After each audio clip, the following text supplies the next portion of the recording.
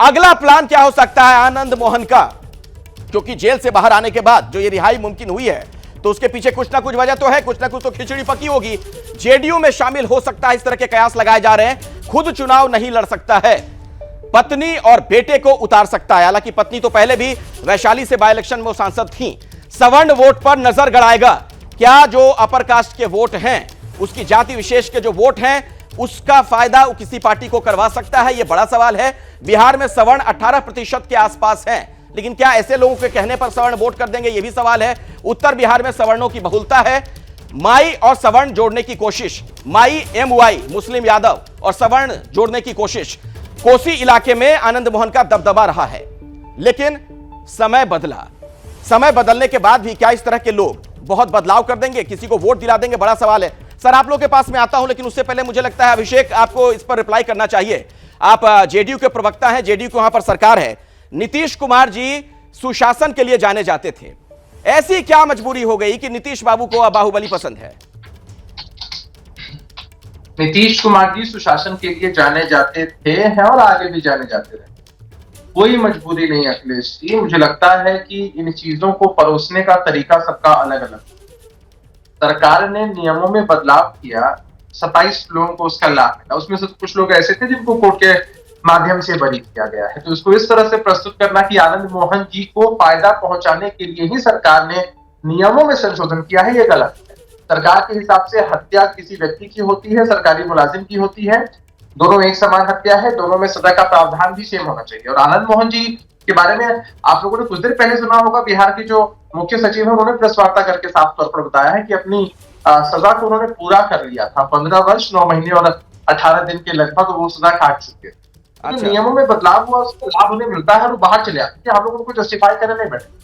नहीं, जस्टिफाई तो कर रहे हैं आप, जस्टिफाई तो आप कर रहे हैं, क्योंकि एक हवाला ये भी दिया गया अभिषेक, जेडीयू का आचरण बड़ा अच्छा था। और कितना अच्छा आचरण था, अभी हमने रिपोर्ट दिखा दी, FIR की कॉपी, कैसे जेल से वो चुनाव को प्रभावित करने की कोशिश कर रहे थे। 4 चाल मोबाइल के जरिए लोगों के संपर्क में थे जेल के अंदर से।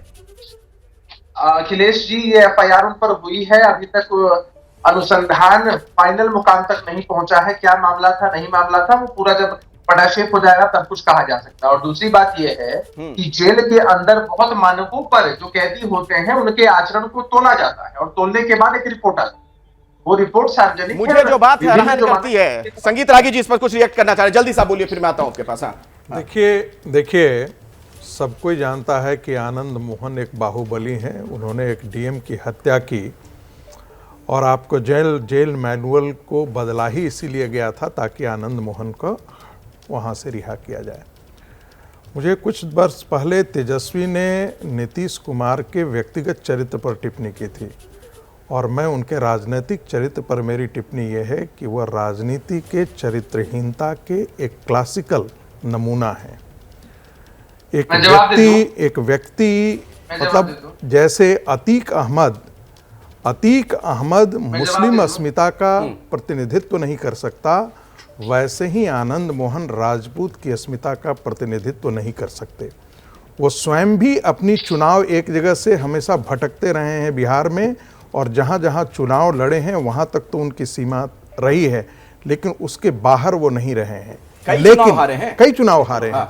तो ये चाहे वो भारतीय जनता पार्टी हो, चाहे वो कोई और पार्टी हो, यदि ऐसे बाहुबलियों के मतलब उनको जेल मैनुअल को बदल करके ये करे तो इससे ज्यादा राजनीति का पतन हो नहीं सकता। और बस एक 10 सेकंड, और मैं मानता हूं, मैं फिर दोहरा रहा हूं, नीतीश कुमार राजनीतिक चरित्रहीनता की पराकाष्ठा है।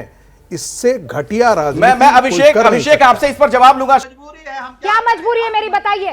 मैं अभी आपको बताती हूँ कि मैंने ओए होए होए होए, नमकीन के चटकारे लेते हुए टकटकी मार के डिबेट शो को पॉज रिपीट कर करके देख रहे हैं जोगिंदर जी। इनकी तरह आप भी देखें अपनी फेवरेट डिबेट्स को रिपीट कर, और डाउनलोड कीजिए ABP लाइव ऐप अपने स्मार्ट टीवी पर।